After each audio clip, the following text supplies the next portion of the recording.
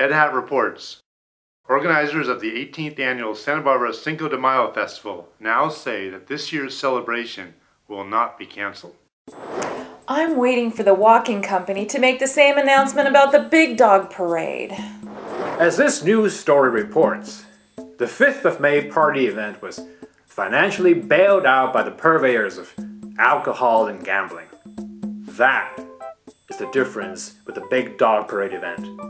Not enough liquor, an appeal to low-brow constituents that the Chumash Casino does. Oh, let me get this straight. The Mexicans can celebrate defeating the French and then getting butchered a year later when the French left. But us dog lovers can't celebrate our love for dogs. Gee, great priorities, people. Where the heck did that come from? And how is having a May 5th celebration related to having or not having a dog parade? Then again, I'm looking for logic in the comments section, so maybe I'm the one who needs medication. Right on. It's about priorities. The Chumash decided dogs are not worth supporting. You have a good point that the 5th of May, which Americans celebrate by pretending to be Mexicans and drinking themselves silly, is yet another fraud against the American people.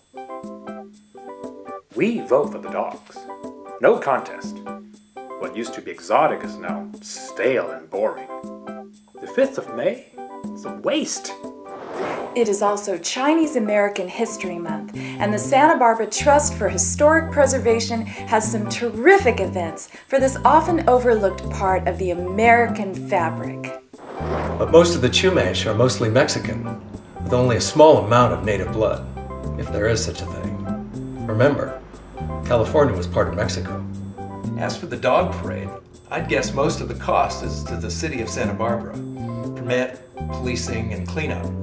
Ask your council member what the cost is, whether there can be a break given, etc. March 19th was Festa di San Giuseppe, a very important Italian and Italian-American holiday.